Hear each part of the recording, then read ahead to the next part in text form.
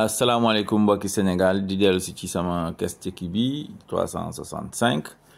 lu ma ci wax mu ñaari mbir la bu njëkk bi mooy wurus or bu Tomboronkoto yéeg ngeen ne population yeeg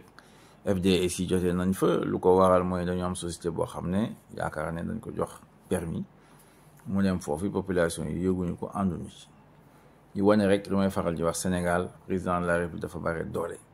Pourtant nee nañ ci constitution bi wurus boobu waa population ñoo ko moom donc waa population Tomboronkoto kon au moins war nañu yëg xam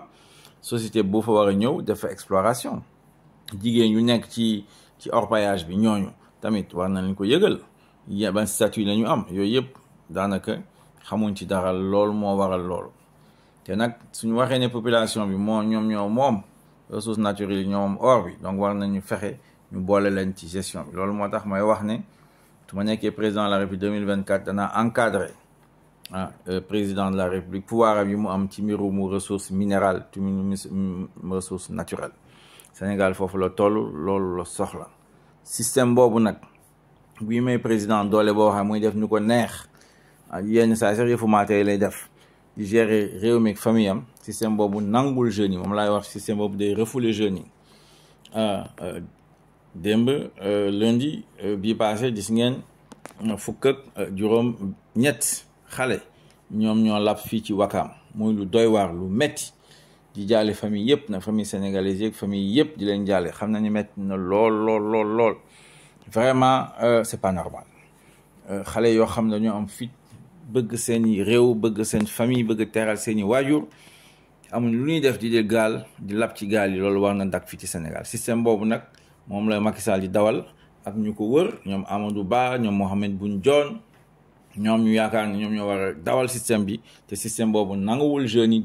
yi yaatalul jeunes yi mënuñu am liggéey amuñu yaakaar fii ci Sénégal loolu moo tax ñu dugg ci gaal yi kon nag loolu dafa war a dak fii ci Sénégal di leen wax ne pourtant Macky Sall leb na au moins 15 000 milliards 15 000 milliards ci 12 ans daanaka 1200 milliards par exemple par an loo xam ne mënul jox xale yi xëy 300 000 jeunes ñooy dañoo bëgg a liggéey Macky Sall 30 000 rek la ciy joxe par an di kon nag loolu système boobu xam nañ ne dañ ko war a changer dañ ko war a réformer ci loolu lay liggéey fu may commencer mooy corruption bi guerre bi daf fi bare président de la République dañuy wàññi ay pouvoir am président de la République dañ koy mën a tamit yóbbu justice suñu defee changement yooyu fii Sénégal man nangu naa ko def appliquer ko man ci sama bopp yaakaar naa ne comme su boobaa dinañ jubal dañu taxawal ay politique yoo xam ne yàgg naa ko fi wax muy créer fi ay usine xale yi liggéey mën na nekk Sénégal loolu moom mooy andi yaakaar fii ci réew mi xale yi mën na am liggéey teral seeni waajur loolu laa leen bëggoon wax asalaamaaleykum wa rahmatullah.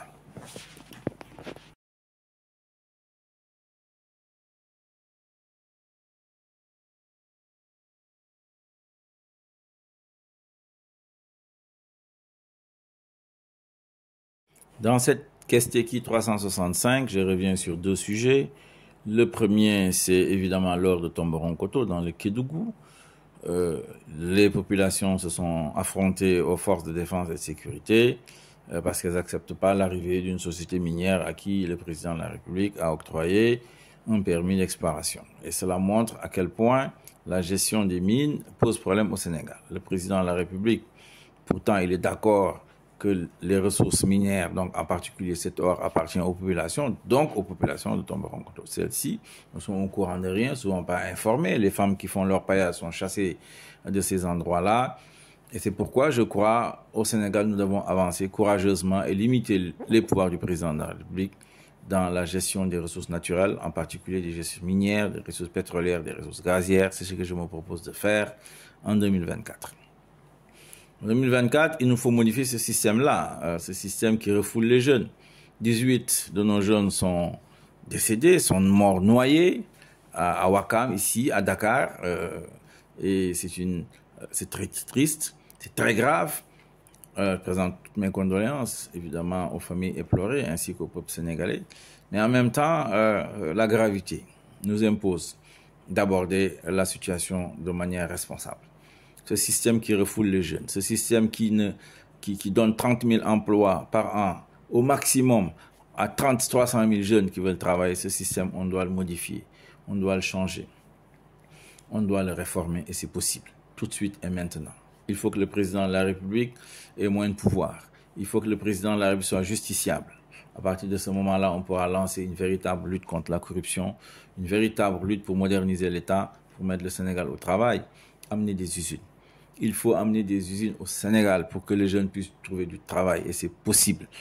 Il faut s'appuyer sur les entreprises pour le faire. C'est notre programme économique et social qu'on a pour ce pays. Si les jeunes trouvent du travail ici, ils n'auront pas besoin de prendre des risques de prendre des risques en prenant des pirogues, en allant donc, comme vous le voyez, vers l'Europe, avec la cascade de noyades, la cascade de décès, la cascade des disparus, et qui aujourd'hui est un véritable traumatisme au niveau donc des populations du Sénégal et du Sénégal de manière générale. Donc je vous y invite à écouter ce que je vous dis, à nous engager nous tous ensemble pour réduire les pouvoirs du président de la République dès 2024, et c'est possible. Je vous remercie.